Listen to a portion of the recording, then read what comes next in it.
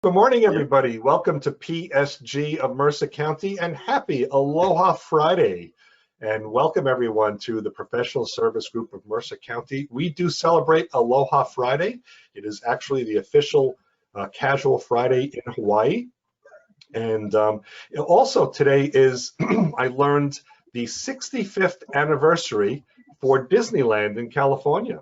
So Disneyland opened 65 years ago today, and Disneyland is the first theme park. There's certainly been lots of amusement parks around for many, many years. Lots of boardwalks had them, but Disneyland had more of a theme park. So if you've been to Disneyland or Disney World, you see it's a little bit different. So Disneyland, the happiest place on earth, after PSG of Mercer County, of course. So our group, PSG of Mercer County, is a group that is here for you. Anybody that is in any kind of career transition, it doesn't really matter why. It could be some reorganization in your career affected you, or you're taking your career in your own hands and moving forward with a change, and you are now looking for a new opportunity. We have a lot of resources here to help you while you're in your career transition. Of course, we have our weekly meeting, and our weekly meeting is here every week. We have topical presenters. Today, I'll be introducing Paul Cecala in just a few minutes. We also have our LinkedIn group. Our LinkedIn group over the past few weeks has been growing quite a bit. So our LinkedIn group has over 1,580 people right now in the group. So that's certainly a lot of people in the group. And what's nice about joining a group, certainly one that has lots of people and lots of members as ours, once you become a member of the group, all those people become almost the same as first degree connections. In LinkedIn, with free LinkedIn, if you are not connected as a first degree connection, then what happens, you can't send them a free in-mail, their internal email system. You can to first degree connections, and you also can to anybody that you're connected to in a group. And what's nice with our group is we're all job seekers. We only let people into our group that have been to our either in-person group when we were running that, or now our virtual meeting. And the reason why we have that little bit of a limit is we want to make sure that the people that are in the group really kind of understand job search. They get it, they understand the process. We're trying to keep the name collectors and the salespeople and the list collectors out. We do that the best we can. So what I ask, if you want, go search in LinkedIn for our LinkedIn group. It is called PSG of Mercer County, and there's a join button, and click the join button. Now, if you and I haven't met each other already, other than just as a posted stamp in this call, you can also send me an email at psgofmercercounty@gmail.com, psgofmercercounty@gmail.com, and just let me know that you requested to join the group. Because if I don't know who you are and I see you in the group requesting, I don't accept you right away. I'll send a note back first. So I'm really doing my best to make sure only our visitors and members come to the group. And by the way, you become a member of this group just by visiting at least once, so you're all members now. We do also have a website. The website is psgofmercercounty.org. It's over 120 pages of content and resources. Matter of fact, we have a resources page right at the top, and it has right now 41 different links and logos for different resources. There are 15 networking groups. There are 25 other career resources and career coaches and such. And there's even a link for personal wellness. I found one just given with maybe the stress some people may be having now with the COVID being around and managing. I thought a personal wellness resource would be nice, so it's there as well. We also have e-learning websites. It's on our professional development tab at the top. We have now links to 38 e-learning websites. Now, not all of them are free. A lot of them are. Some of them do require a membership, or some you just pay for the class that you're interested in. So there's different options. And even though we put the paid ones there, some people think that we should have only put the free ones. I really want to put the options there for everyone. It's one-stop shopping. Just come to our professional development and e-learning page, and you can find 38 different e-learning websites. Of course, something we like to do, and we miss by not being in person, is being able to celebrate landings. So what I might offer, if you've had any landings or you're making some good progress, a couple of good interviews you want to celebrate with us, you could use the chat. The chat is in the upper right corner of your screen right now. It looks like one of those little cartoon bubbles. And you could just put in there, I've landed, and we'll virtually congratulate you, or want to let everyone know about some of the progress you made, we can virtually congratulate you as well. Now, we are going to be using chat for questions and answers in this program, so just a couple of the ground rules. So we'll ask, please keep your microphones off. When we get into a larger group, as we're becoming right now, turning microphones on and trying to interrupt can be a little disruptive. We want to minimize that. But use chat and just click that little bubble, and you can type at the bottom of the chat window. And when you do, what I ask is write the word question right before your question. So if you want to know something like, how to find a good job search buddy, write it, question, how do I find a good job search buddy? And the reason why is a lot of people will be putting in chat other things like maybe their contact information or other communication among us. And when I see the word question, it'll just help stand out right away, and I'll know right away that that's a question. It'll make it a little easier for me, a little more efficient for all of us. So please keep your microphones off. Your cameras, you can keep them on or off. It's your preference. If you want to be seen, please keep your camera on. If you don't want to, that's fine. If you want to wait till the program is over, that's all up to you. No worries at all. But again, do keep your video on or off is your choice, but keep your audio mute so we don't get any accidental interruptions.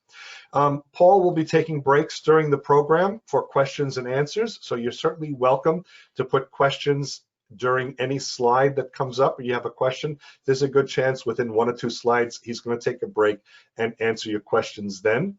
The other thing is there will be questions and answers time at the end of the program as well. So that'll be helpful. So if you want to save it up for the end. And then typically what we do when the program is over, and of course I turn off the recording, I'll leave this meeting on for another few minutes. We tend to just have an informal chit chat. It's kind of like virtual networking, and you're welcome to hang around till then if you'd like as well. So that's everything that I have to say.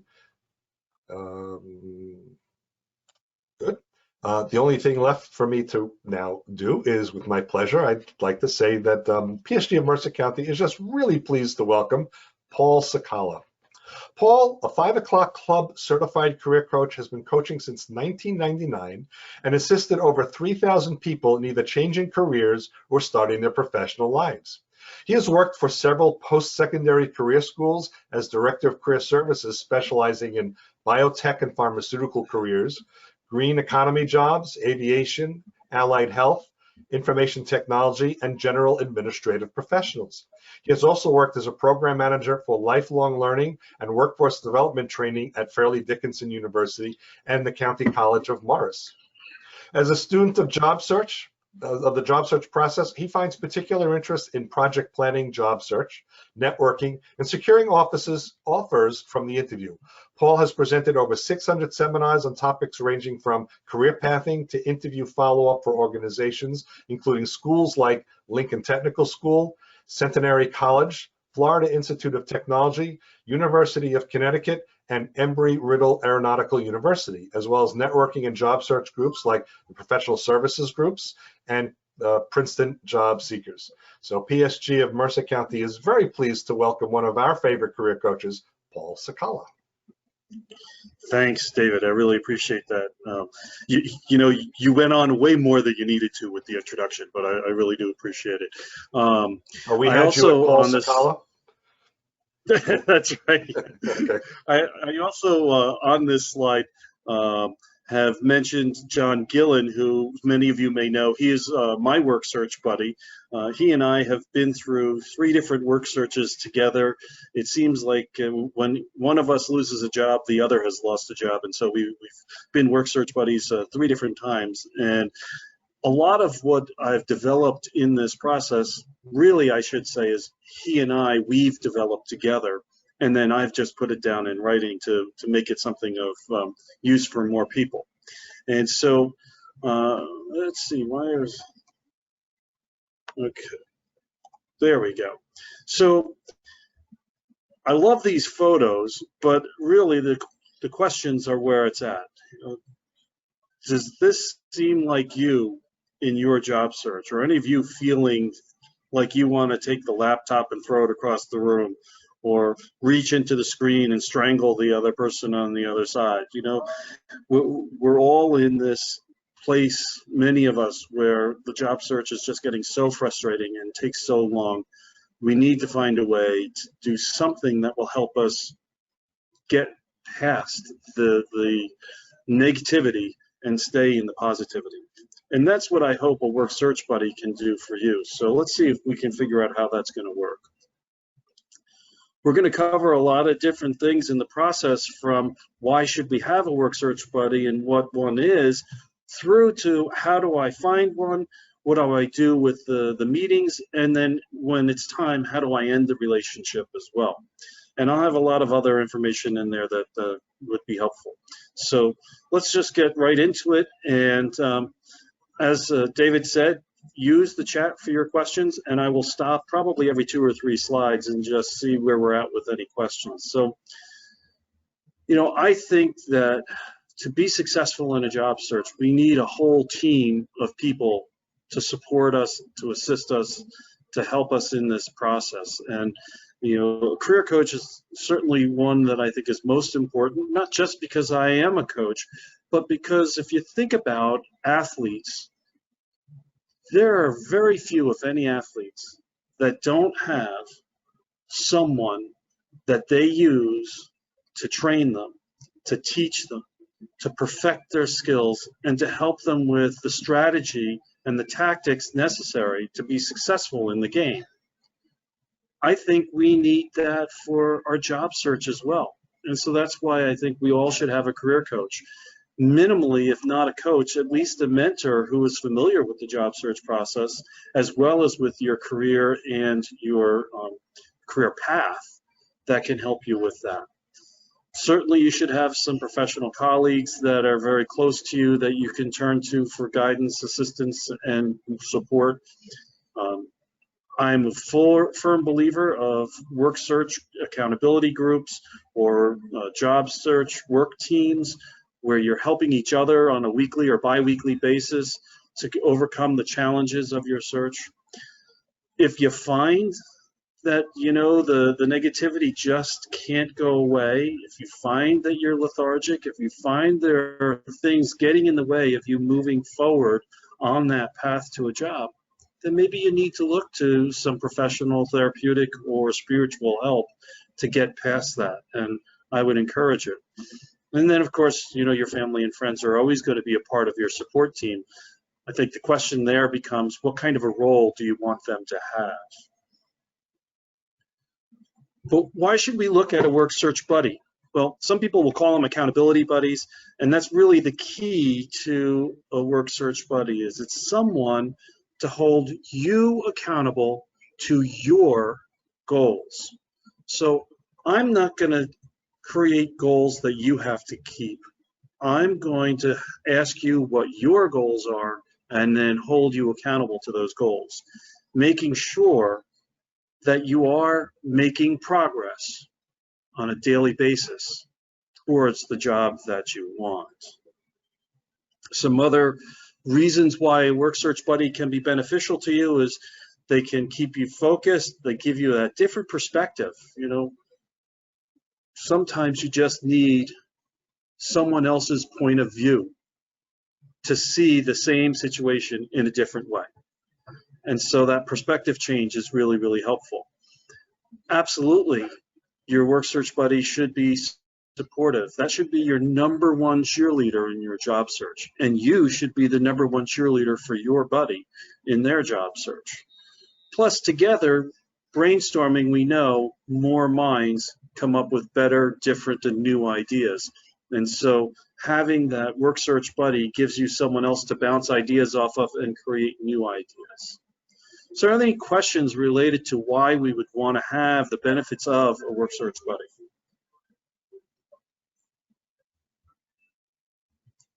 Okay, so let's think about whether or not you're ready to use a buddy. Are you ready to accept help from someone else? And are you ready to give that other person help?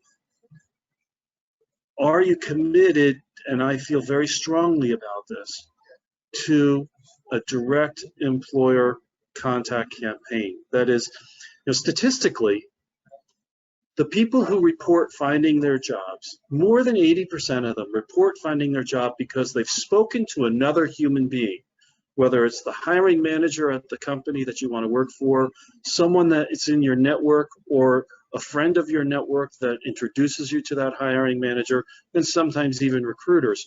But the key there is you're talking to another person. So if you're not willing to commit to doing that, if you're not willing to commit to networking, I'm not sure that you're going about your job search in the best way. And so I strongly commit or request that you work that way on your job search. And in doing so, you and your buddy can be more successful for each other. But even if you're not committed to doing that, the two of you need to be committed to the same process for your job search. Because if I'm going to do nothing but an internet search and I'm going to sit online all day long doing job search, my buddy who is out there talking to people is not going to know the kinds of frustrations and troubles that I'm having, and maybe not really be able to help me. Conversely, if I'm not talking to people and he or she is, I'm not going to have the same frustrations and know how to help her. So find someone who is similar in their process. I really do believe that we need to have a career coach, and I really believe that you need to have a small team of others who are in job search, probably in various places within their search, so that you can all work with each other and help each other in overcoming the different obstacles that you're coming across. Those work search teams, maybe meet once a week, once every 2 weeks. You may only meet with your career coach even just once a month. But the point is that you're talking to somebody who has got that independent outside view and is an expert in the job search process to help you with the process. So someone who's like-minded, someone whom you can both respect each other, someone who you can see as a business partner that you can call upon when there is a need. Ultimately, it's someone that you're traveling down this journey together with, and you're helping each other together get to the end result. So that's kind of how I would define a work search buddy. These are some of the people that I think are the kind of person who would make the best work search buddy for you. But they need to be independent of your family. People who are too emotionally attached to you and financially attached to your success are going to have way too many other things on mind, too much baggage coming into the conversation to really effectively be a work search buddy for you. So I strongly recommend you look to someone who is outside those very, very close friends, outside your family, that can be independent enough to see you differently, see you professionally, and work with you in that professional way. As John likes to say, we both have to have the same hungriness, right? That is, are we both putting in similar energy to our job search? Again, go back to the idea, if you're out there pounding the pavement, talking to people, and I'm just sitting on the computer, are we really putting in the same effort? Are we putting in the same energy? I think one is better, but keeping the judgment out of it, it doesn't matter which is better or worse.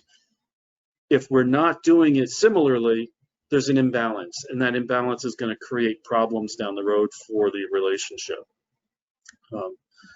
Someone who's starting out at essentially the same place in the process. Either you're both pretty new to the job search, or maybe one's pretty new and the other is just starting over, saying, you know what, everything I've done has not been working. I need to take a fresh start, a fresh look. Let's begin again. And then the two of you go down the journey. Or maybe both of you are in that place where you're both actively interviewing, but you need that support from each other to get from the first interview to the second interview. So someone who's in the same place as you. The more similar you are in personality and in place in life, stage of life, the more likely you are to be successful as a partnership. Again, if I'm 55, 60 years old looking at an executive or director level position, I probably wouldn't do well working with someone who's entry level, because they're not going to have the same resources, experiences, necessarily the same contacts or access to the contacts that I need. So it may be a very lopsided relationship, and we don't want to see that. Definitely people you don't want to work as your buddy, right? I talked a little bit about family already. Truthfully, a career coach, while could be a good buddy, you can't afford us, so don't try. Your therapist really isn't someone, again, partly for that same reason of affording, but also its accessibility. Right? And probably the biggest one that I think is important to consider is you don't want your work search buddy to be someone who is going to go after the same exact jobs as you. Now, a couple of examples of that. We could both be in the same industry, but different roles. This probably makes a good work search buddy, because we can share contacts, we can share intelligence, we can share resources, but we're not going to compete against each other for the same job. Or maybe we both want the same role, but in different industries. That's another one who could be a good work search buddy. We're not competing for the same job. Right?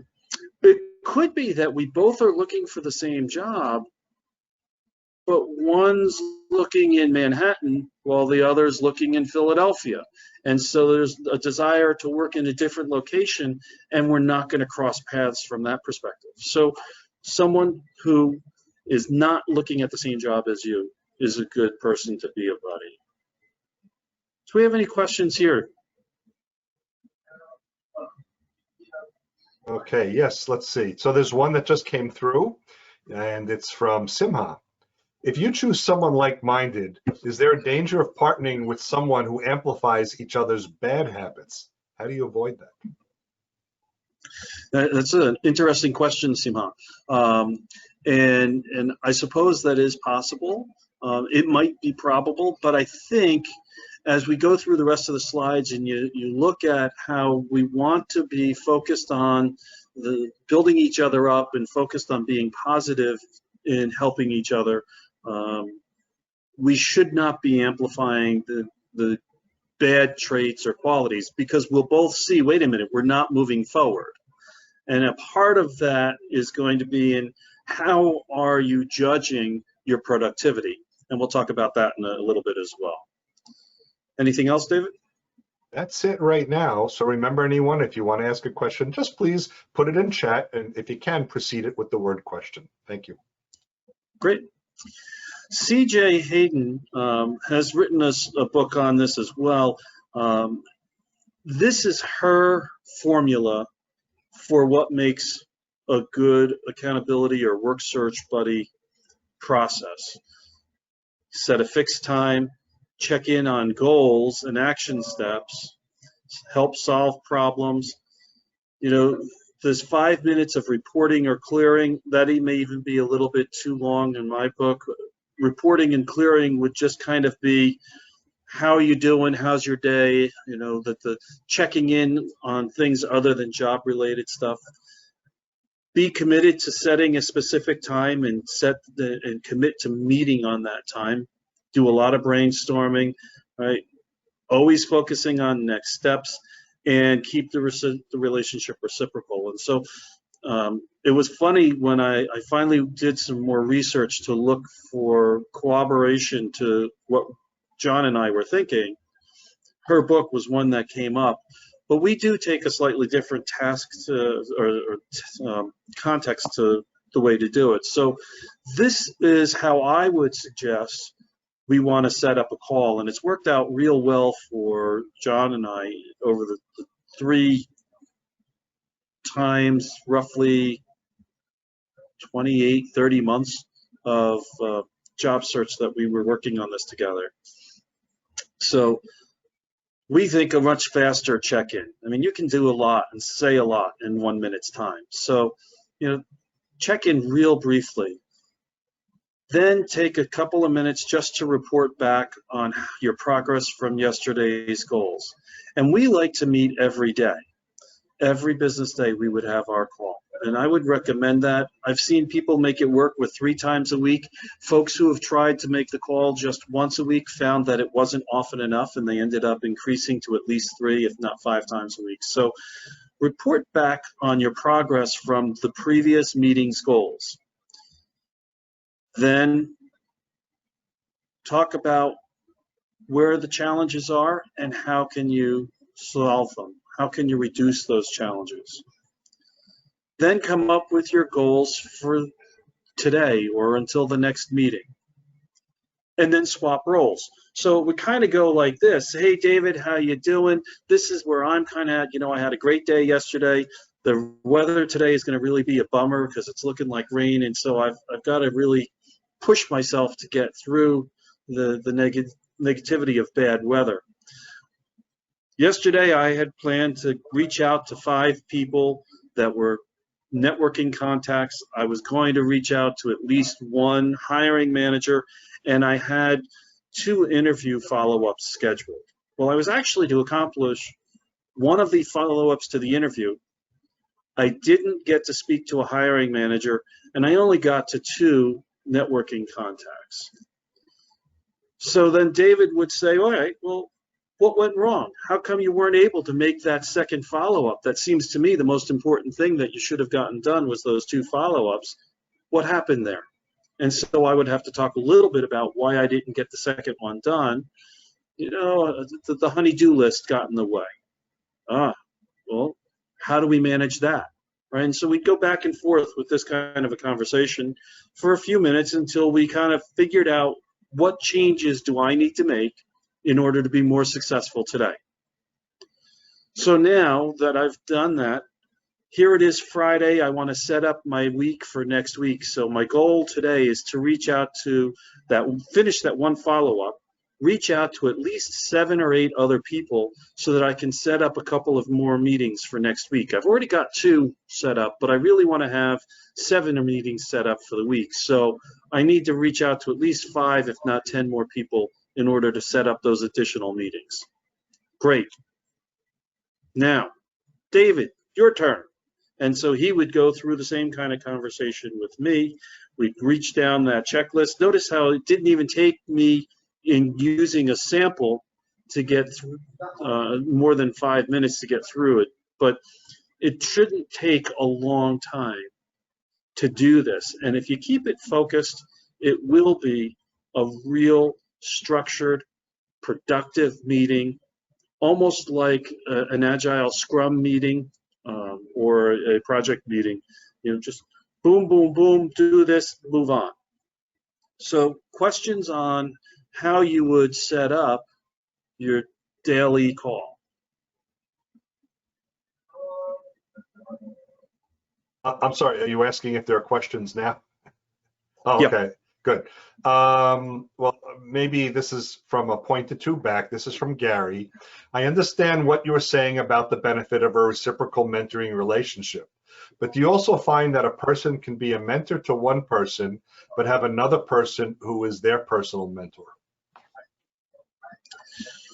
So there is a difference between a work search buddy and a mentor, right? Is a mentor someone that you're going to want to, that's going to want to be talking to you every single day or even multiple times a week? Probably not. They're going to want to be in touch with you on a regular basis. They're going to want to know some of the significant hurdles as well as the significant successes so they can celebrate those successes and maybe help you with the hurdles. But on a day-to-day basis, they're probably not someone you're going to talk to every single day. So I would think your work search buddy is a slightly different relationship, and it's one that you are committing to a very regimented, frequent conversation that is going to be reciprocal. I hope that helps, Gary. Grant has a question. With the virtual nature of the work search, do you think you could potentially have a buddy from another geographical region? Absolutely. In fact, I don't see why we can't or shouldn't be doing Zoom meetings, even if we live next door. Well, all right, maybe not quite next door, but you know, why bother getting in our car and taking that additional time to drive to a meeting when we don't have to, number number one. Number two, I think the Zoom meeting or a virtual meeting is one step better in communication process than a phone call. So I would love to use the video meeting as often as possible, and then supplement with face-to-face meetings when we can, and phone calls in between the virtual meetings. Okay. Patty has a question. I understand the value of having a search buddy. Do we have any statistics on landings between having a search buddy and not having one? Boy, that's a really great question, and I wish I could give you absolute statistics. I am not aware of any. What I can tell you anecdotally is that in the roughly year that I have been doing this presentation, I am hearing from people who have a work search buddy that they are making measurable progress towards their end result, a job, far more frequently and far faster than people who don't have them. And that's clients of mine, as well as participants in a variety of these job search groups that have found the value of a work search buddy.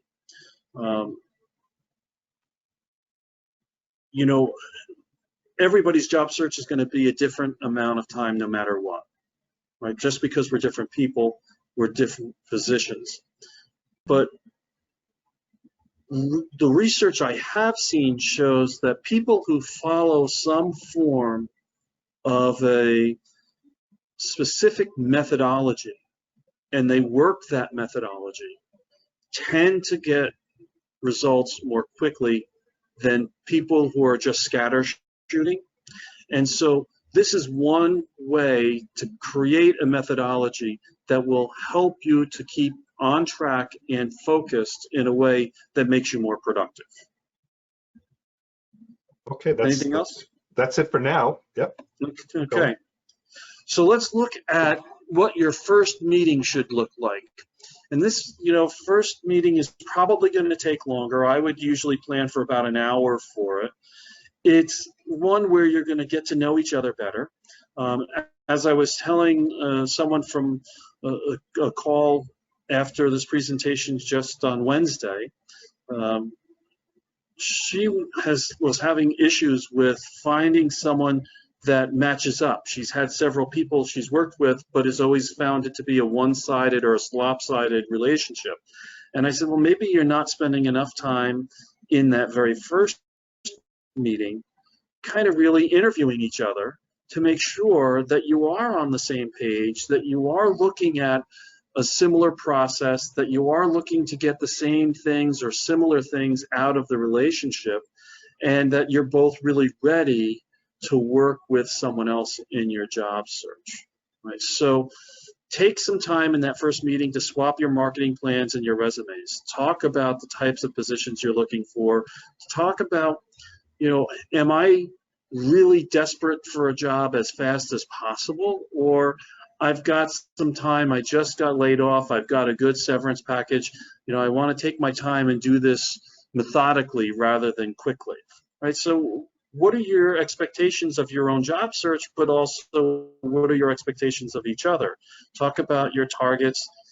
Look at where are we similar in the way we want to do things? Where are we different? Where can those similarities and differences complement each other so that we are helping each other? And where would those differences maybe or similarities cause us conflict? And then weigh out.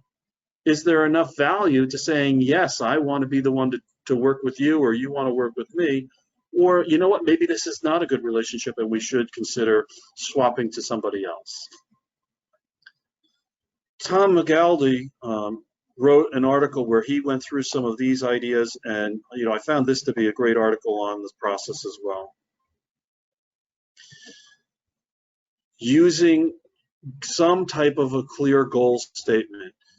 This particular article talks about PACT statements. I don't care if you use PACT or SMART goals, but when we're talking about being accountable to ourselves, we really need to have a goal or an objective in mind, right? So make sure that the goals and objectives that you are going to work towards are, as this says, possible, actionable, clear, and time-bound.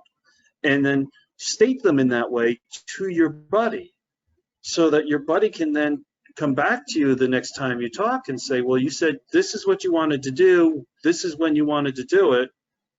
Did you get there? How can I help you to get there for the next time? Questions here at this point? No. Okay. So here's some other ideas and things that are helpful in how you set up the relationship and how you conduct yourselves throughout the relationship. Definitely setting up your own set of norms. I'm giving you some ideas of norms in the presentation, but you may have others that are more important or preferred for you.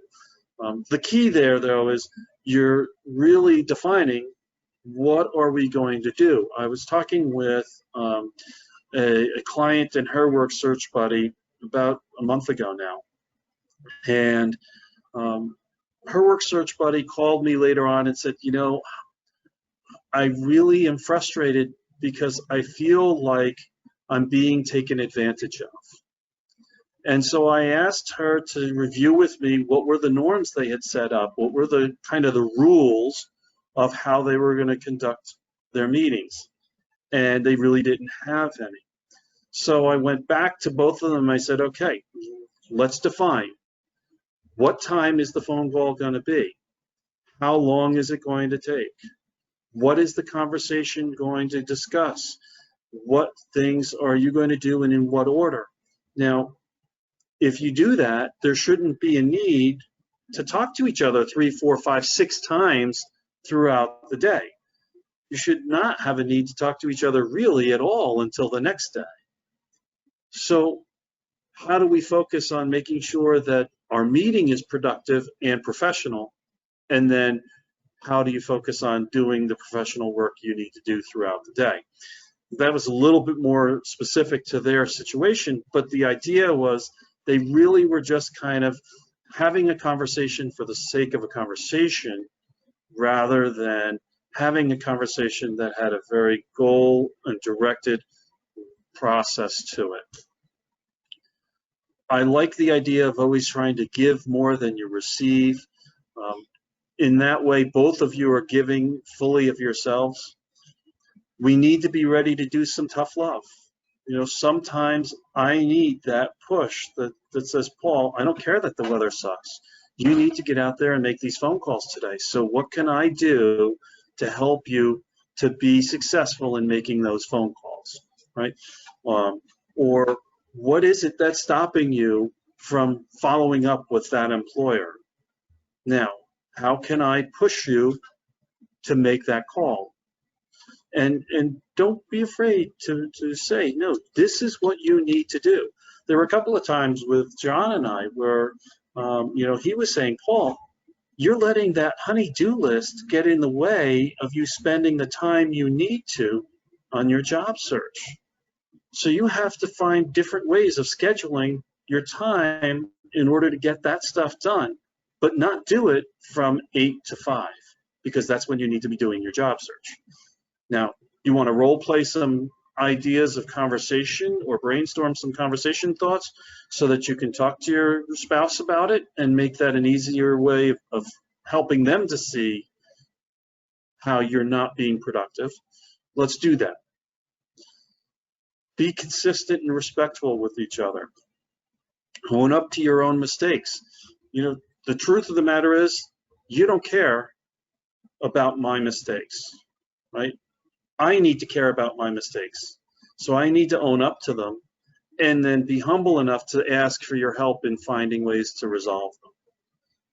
And absolutely honor your appointment times. I love to talk about critiquing, but not criticizing. We want to leave judgment aside. So one way to do that is, you know, the Oreo cookie method, right? Say something good, give the bad news, say something else good. That way, I'm more likely to hear the bad news and act upon it. But always say it from a place of love, care, and concern, not a place of anger and judgment.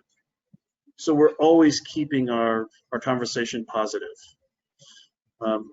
There are going to be times when your work search buddy is going to need a boost in the middle of a day. I had a great, I'm all psyched for an interview. I want it to go well. I think I'm doing great. And at the end of the interview, I feel like crap. And I just want to go fall back to bed and not do anything more for the rest of the day. Well, you know what? Call my work search buddy, tell him what happened, see if maybe he can boost me back up again. And that's okay if it's once in a while, one time during a day for a 5-minute boost. But doing it on a consistent basis is not necessarily the right thing. And then don't be afraid to use your career coach and your work search team to help out with those problems that are maybe more difficult than you and your buddy can figure out. You know, if for example, you've had 10 interviews that have never gotten to a second interview, probably there's something going wrong in the interview process. And if you and your buddy can't figure out what that is, now it's time to call somebody else and get their help. And the career coach or your work search team would probably be the right person to call upon at that point. And that's where then, as a buddy, I need to be able to say to you, hey, David, it's time to get the coach involved on this question because we're not making any headway for you. Questions so far? So okay. There were a couple of comments. One was, let's see, perhaps a meeting or talking with your work search buddy every other day instead of daily would be better. Make a schedule of work that will work for you.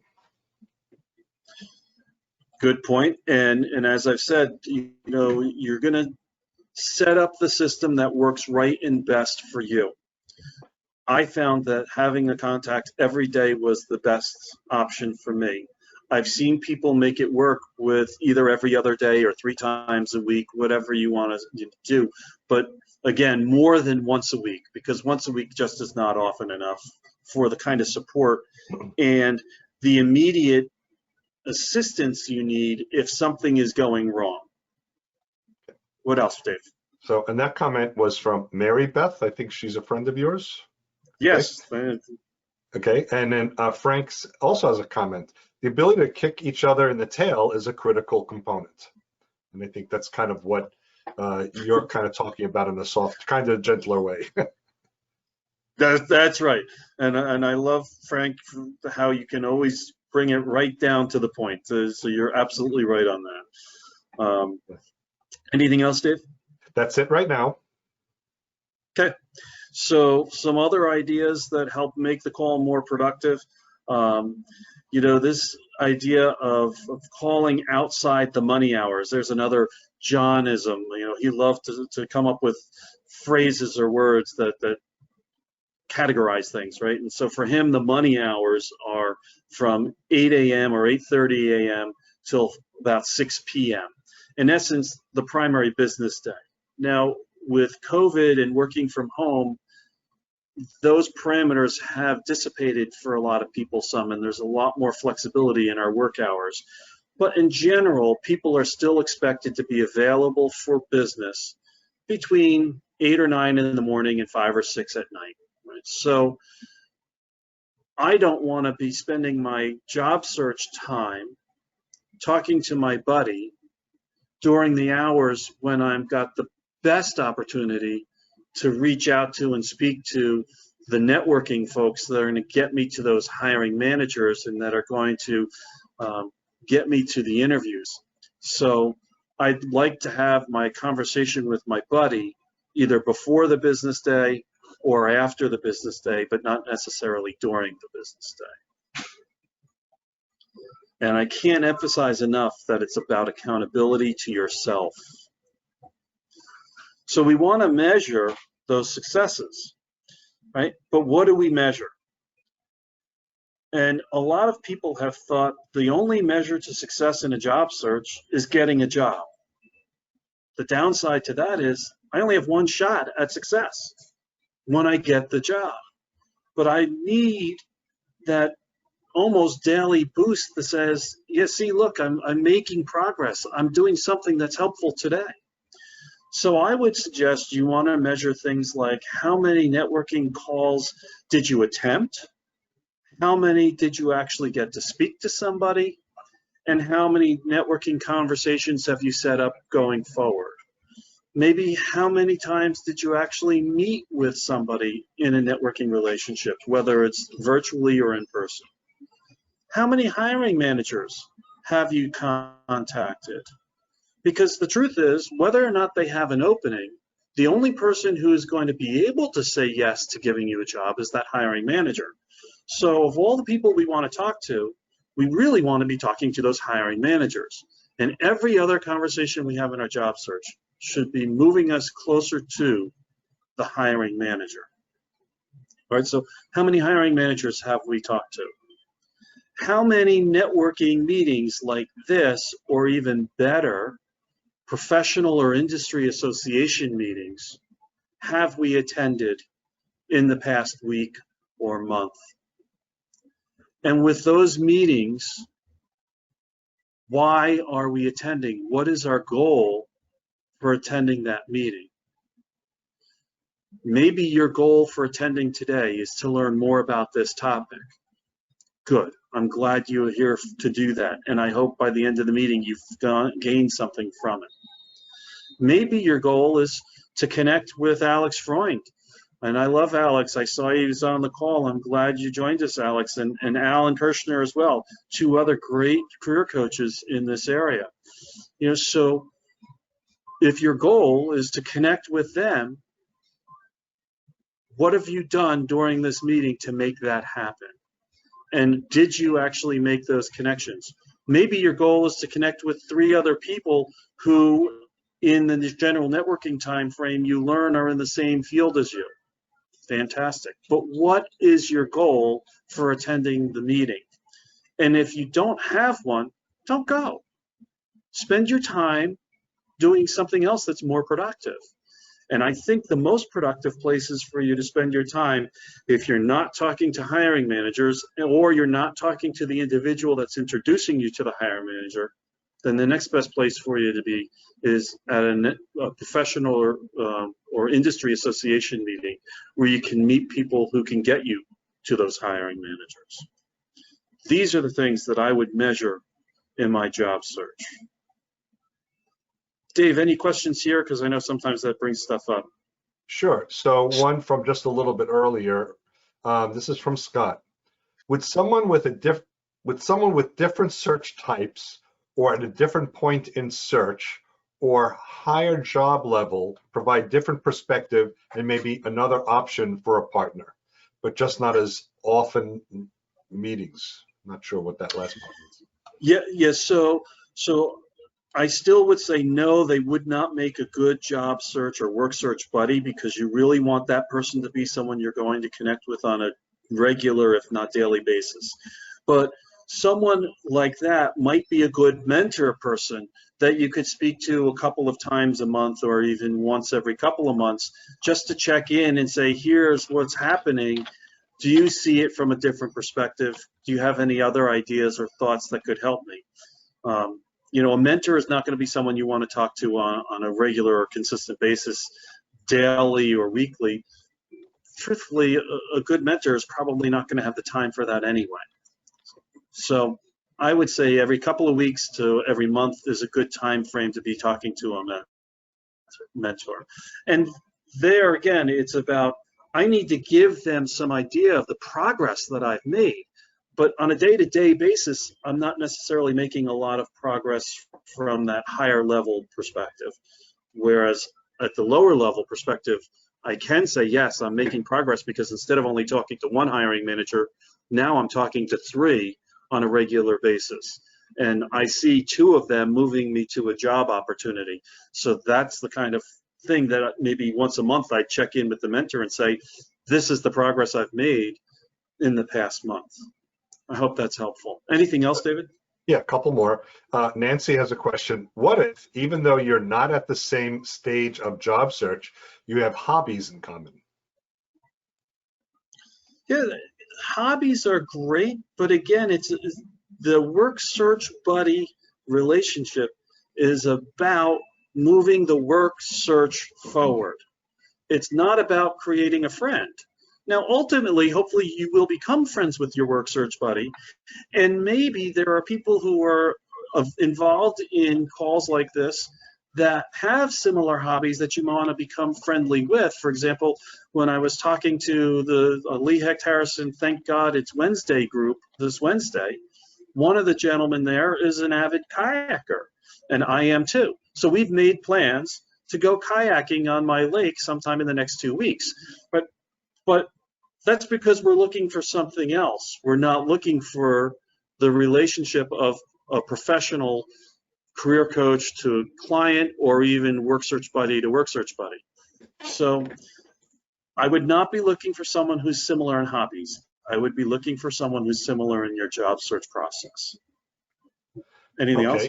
Yep, Mary Beth has a question. Could you repeat the suggestion you had about what to be doing when not at a meeting? I think it was to go to a professional organization. Okay, so again, when it comes to networking meetings to attend, I want to make sure that I have a specific goal in mind for attending that particular meeting. So Mary Beth, I'm going to use you as the example here. You are attending this specific meeting because you wanted to learn more about this topic, and you wanted to get a little bit closer to me as a potential connection. And I appreciate both of those things.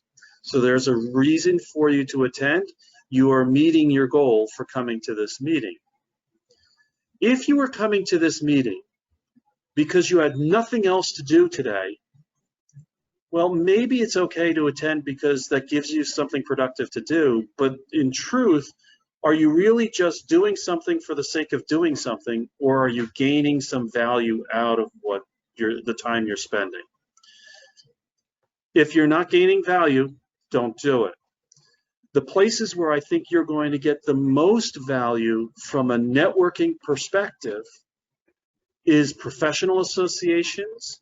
For example, PMI New Jersey or SHRM local chapters, as just two examples, or from industry associations. So here's an obscure one most of you won't know, but it's the Professional Aircraft Maintenance Technicians Association. I used to be in the industry, so that's why I know of it. That would be another one.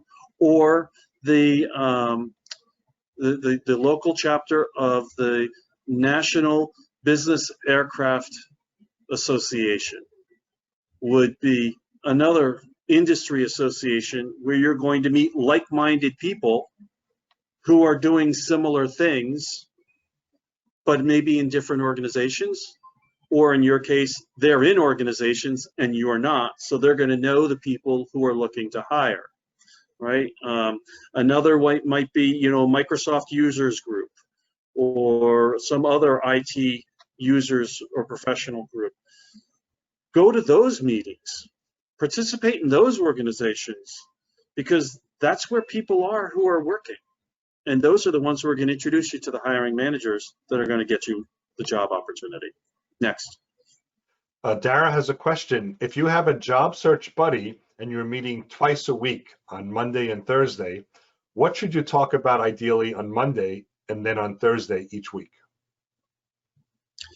So Dave, Dara, go right back to the same schedule, the same agenda. What were my goals from Monday to Thursday? What were my goals from Thursday to Monday? Did I attain them? If not, why not? What do I need help with to be able to attain them going forward? Now, what are my goals going to be from this call to the next call? The agenda doesn't change depending on how long the time frame is. It's still the same things, because it's all about how am I moving my job search forward.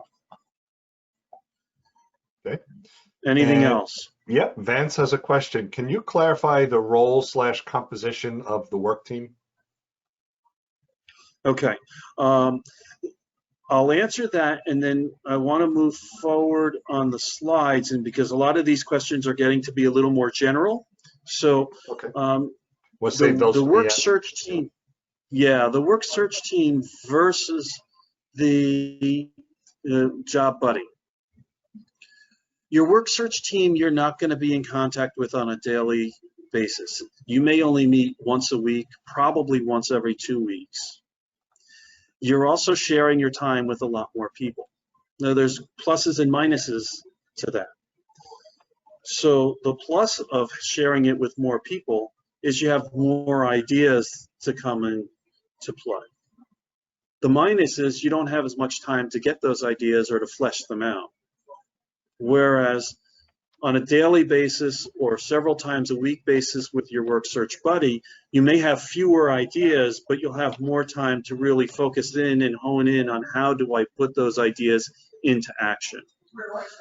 Another way to look at it is your work search team, even though the agenda may be similar in terms of what each individual person's conversation is going to be, may give you the ideas, and then you take time with your work search buddy to really figure out how to put those ideas into play in your job search. So the goals and the process may be very similar between the two, but one is a more frequent conversation and a more individualized conversation, whereas the other is more group oriented. And I've seen some work search teams say, you know, you're now digging too deep into the weeds, into your specific problem. Let's try and keep it a little bit more generalized so that all of us can learn from it rather than just you. And it's a matter of how the different teams operate and what your norms for those teams are versus your norms for your call. Okay. More, Dave? Yeah, let's move on. All right. So some people have found it helpful to really memorialize your agreement with your buddy. I never found a need to put it in writing. I don't know many people who have found a need to put it in writing. The key, though, is that in your first meeting, you are setting up and agreeing to, this is what we're going to do. This is how we're going to do it. And this is when we're going to do it. And we are committing ourselves to each other and to ourselves to make this work in this way. All right, so define what that time frame is going to be, how often you're going to meet. You may meet every day on the phone or virtually, but maybe once we're able or you feel comfortable, maybe once a week or once a month you decide to get together in person just because you want that personal connection with the person, with the other. Make sure you're respecting each other's time. Set the time limit for the call and stick to it as much as you're able. Recognize that this is somewhat of a confidential relationship, that you should be sharing information with each other about your job search that you really don't want made publicly known. Especially if, for example, I'm applying to a job that a best friend of ours would want. Well, then I don't want you telling that person about the job that I'm applying to, right? So you keep it confidential. Always, always, always be supportive and positive in the way you're presenting the information, which really means critiquing it, not being criticizing, right? So it's always constructive and it's always given. And I found that I can give the worst news possible. I can tell you to make some significant changes if I do it from a place of honesty, earnestness, love, compassion, empathy. I can do it. If I come from a place of resentment, judgment, anger, I can't be successful in giving that information. So try and always be on the good side of that, not the bad, okay? And agree to meet the obligations that you set for yourself, the goals you set for yourself, and agree to being appropriate with each other's and respectful of each other's time, okay? Just a few other kinds of things to think about in the process as well. You know, everybody likes to ask that question, how are you doing today? How is it going? John used to ask me, are you on your game today? And it's good to ask that kind of a question, as a part of your check-in, because maybe the focus today needs to be on how can I just build up your overall positivity and energy level versus the goal today being, did you make these calls? But part of it can also be, okay, so we need to build you up. I need your help getting past this lethargy for today. So then you're going to still ask me, so how many phone calls are you going to make, or how many people do you need to talk to, and who are they? And then you may say, you know what, I'm going to make the effort to call you again in 3 hours, just to check in, 5 minutes. Did you make the calls yet or not? And if not, why not? And how can I help you to make them this afternoon so that you stay productive today, even though you don't want to be? But again, that's a part of us having the conversation and agreeing that it's appropriate to make that midday phone call to check in. So always be challenging each other on your productivity. All right, so before I move on to the next slide, any other questions here? Not posted right now. All right, good. So what happens when it's time to end the relationship? And it can end generally in one of two ways. Either one of us gets a job and the other doesn't, or we just find that we're not a good match and we need to move on to somebody else. So let me start with the good news if one of us gets a job. First, my experience has been, if the two of you are working together and you start at the similar place and you're going down the path in a similar way together, you'll probably find a job in a relatively close time to each other, typically within a month or so of each other. So if you're the first one to get the job and your partner is about a month away, see if you can adjust your process, whether it's the time that you have the call or how long the call is or whatever, but adjust it so that you can continue having the conversation until both of you are working. That's beneficial actually for the person who found a job as well, because quite often that first month or two of the job, you're still getting your feet wet and figuring out what to do and where to go. And so having someone else like your job search buddy to bounce some things off of and say, am I reading this scenario correctly, or is something going wrong, or is this too good to be true? All of these things are things you can bounce off of your buddy to make sure that your new job is going in the right direction.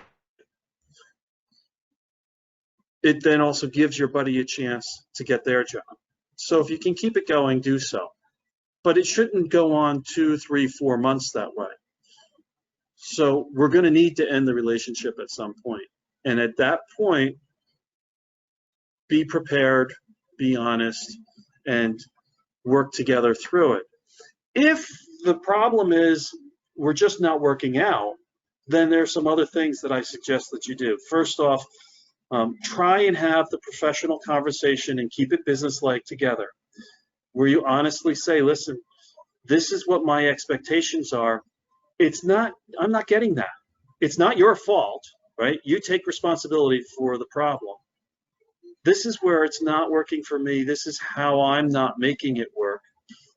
Either can you help me to make this work? Can we work out new norms or new process that's going to make it work for both of us? Or do we need to think about separating? Be willing to separate and still be friends and still be business professionals and be a part of each other's network and help each other out. If that's too difficult a conversation for you to have on your own, or you tried it and it didn't work, reach out to your career coach or someone else, a mentor, or someone else who is maybe someone that both parties know that can intervene for you. The goal or the key here, though, is to make sure that you remain professionals at all times, because this is a professional relationship. It's a business relationship. It's not a casual friendship that you're having with your neighbor or your best friend down the street. So if you keep it business-like, you can end it in a business-like way that everybody will remain happy with. Questions on this? None that are posted now. Okay. All right, so we've gone a long way, covered a lot of different aspects of how a work search buddy can work. So let me just do a couple of other quick things, and then we'll just move on to general conversation or questions. There's my contact information. As you see in the top left corner of the screen, I have written a book on the topic, and I will be having a virtual book launch on Tuesday evening, August 4th at 7:30. I will make sure that David has all the information for that, so that if you are interested in joining the launch, that would be great. Love to have you there. Probably be about an hour. And if anyone wants, you can contact me directly to get the book, or it is available on Amazon right now as well. So I'll take any other questions, as well as say thank you all for your time. Yeah, terrific. So, so Jim's interested in joining the book launch. So when you have that information, Paul, please forward it along. I'll post it in our LinkedIn group and maybe other places. Will do. And for folks, if you still got a couple of questions left, we've got some time, plenty of time. Please put those in chat, and we'll read them off and get them answered. A couple of thank yous coming. And I'll start. What's the date of the book launch? August 4th. Okay, August 4th. 7:30 p.m. Put your contact info slide back up. Oh, okay. So share the screen again. There we go. Yeah. Yeah. Sorry about that. Where are they? Here it is. And share. There we go. Sorry about that. That's good. Okay, there's a question from, I just see AK. Before you have a buddy, do people find it helpful to follow the structure of the conversation, but do it with yourself? If that can work for you, God bless you, go for it. You know, when we think about our New Year's resolutions and how few of them anybody really accomplish, a part of the reason why we're not accomplishing them is because we don't feel we're held accountable to someone to make it happen. And so I think the same holds true with a job search. So if you can hold yourself accountable and get through the goals and make them work, God bless you, good for you. If you can't, a work search buddy probably is a good option. Okay. Mark is asking, how can people interested in doing this find others in this group who may be compatible? So, excuse me, David, I'll start, but I'll also give you an opportunity. A couple of things. Number one, as you do general networking with people and you're talking with each other, and when you do have the opportunity to share your 30-second intros with each other, that's a great time to suggest a networking conversation, a coffee meeting, where you can begin to feel each other out for those opportunities. Second, there are a couple of organizations that I'm in conversations with right now that are putting together a matching process. So if you happen to be a member of PMI New Jersey or a member of the New Start Career Network, we hope by the end of the summer, both of those organizations and I will have developed a process for their members to do some matching. So that's one way. Another way is just as you're talking to people and networking with other people, especially the leaders of groups like this, like Alex or David, then ask them, do they know someone in the group that might be an appropriate match for you? And they may be willing or able to help you with that. David, I don't know if you have any other specific ways, maybe a Facebook group or something that people could use to reach out to each other. Well, we certainly have our LinkedIn group. Certainly use it to introduce yourselves to other people in the group. We've got 1,582 people in that group. Bound to find somebody. We do have a Facebook page, although we don't really use it very actively, but that's a place. There's the chat, so if you're hoping to get a little bit of attention, there's still 62 people on the meeting right now. You might try doing a very brief introduction right now. So there are a couple places you can do that. And then do the same with other groups as well that you belong to. They may have other means. Okay, Tatiana has a question. What means the same stage in looking for a job? How to find it? Okay, so by that, what I'm saying is, if both of you recently started your job search, you're at the same stage. If both of you are deep into the networking process and you're both seriously talking to a lot of people, then you're probably in a similar stage. If both of you are getting close to interviews or maybe are in the interview processes with different companies, then you're pretty close to the same stage in your job search. And there are the places where together you can help resolve each other's issues and keep moving each other forward. But if one of you is just starting out in your job search and the other is in the interviewing stage, well, the interviewer, the one in the interviewing stage is probably going to get a job relatively soon, and you're going to be back looking for another work search buddy in a month or two, and that's not going to be fun. So find somebody else who's closer to the same place as you are. So people are starting to put some of their contact and introduction information in the chat. So please take a look at that. Even as we wrap up this meeting, we're going to keep the chat going, the meeting open for a little while. Also, chat will be available to be downloaded a little later today as well. I'll give you that information shortly. So I just want to say, Paul, thank you so much. This was terrific. I've always found this topic to be relevant and very important. Job search is not meant to be something that you do alone. You work with others. And this is a way of developing a support mechanism very personalized for you. And so, yeah, consider forming a work search buddy group or an accountability group to keep pushing yourself to be more effective. A question came up a little earlier about a mentor or different levels of partners. And yeah, I agree with Paul. I think those are, different relationship. I know a few people that have formed what they call their professional board of directors that they meet with on a less periodic basis, but people that are working that know the person in a professional manner, but tend to be functionally a little higher, and they work with them a little bit differently. And so if you want to put your professional board of directors, it might be a former boss or other industry leaders, that may be helpful for you as well. But it's another way of not doing this alone and building a team. And of course, Paul mentioned several career coaches. You can find a career coach through links that we have on our resources page. If you're in New Jersey, you can also go to New Start Career Network, begin your relationship there. It's a free service. They'll even give you a free career coach, and that may be a good way to get started. So Paul, thanks. And you're welcome to stay on the line with us. I'm just going to wrap this up real fast, let you know a couple things that are going on right in the next couple of weeks. So next week is July 24th. Ed Hahn will be here.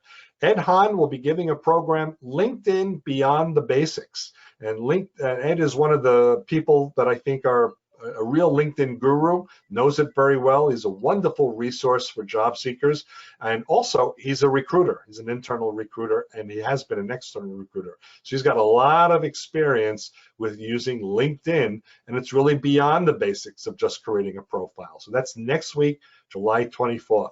The following week, July 31st, Michael Carr will be here, and he'll be talking about advice from the other side of the table. Practical job seeking tips from the perspective of a hiring manager. So a lot of us want to kind of understand what's in the hiring manager's mind, and hopefully Michael will be able to share some of those points and tips with you as well. And there are certainly other programs. You can look at Alex Freund's website. He has a networking list on his website, landingexpert.com, landingexpert.com. And certainly in this virtual world that we're in, it's a little bit easier to go to more meetings because we don't have to travel, don't have to worry about the challenges that may have if you have any with travel. A few others coming up in the next week. Well, George Pace does his live Facebook page every week. He has live webinars on different topics of relevance. Facebook.com/keeppace. That's one word with two P's, KEEPPACE, Facebook.com/keeppace. Our cousin organization, Central New Jersey, PSG of Central New Jersey, they meet on Mondays at 10:30. And another cousin organization, PSG of Morris County, meets Wednesday mornings at 9. And they do have virtual programs. You can check their websites for information. The Career Support Group, which meets in Hamilton, New Jersey, well, when they were meeting in person, they're meeting tomorrow. Marty Latman is presenting virtually, Creating a Powerful Resume Leading to Interviews. Marty is always a powerful presenter, and he's got a powerful program on powerful resumes. So it's careersupportgroup.com, careersupportgroup.com, or check their meetup group, and you can get the connection info for that program coming up. And as I mentioned a little bit earlier, New Jersey Job Seekers, the oldest continuously running job seeker support group in New Jersey. They meet every Tuesday at 7:30 in the evening for about an hour. So that's available as well. I will be posting that meeting link on our PSG of Mercer County LinkedIn group. So that's our meeting for today. I want to thank Paul again. Good to see you. Aloha. And thanks for sharing your cruise story. That was cute. But everyone, we hope that you have a good week. Stay safe, and we will see you soon. So good. Oh, and I'm sorry, I forgot to mention. So this presentation will be on our YouTube channel. If not by later this afternoon, by tomorrow morning. The chat will be also posted on our website. Paul's slides are now posted on our website, psgofmercercounty.org, and on the right side of the screen in the middle is a link called Meeting Presentation Documents. So just click there, and all of our presenter documents are there. Paul's is the one right on top right now. So thank you for sharing that as well, Paul. So everyone, we hope that you have a terrific week and hope to see you virtually next week. Bye, everybody.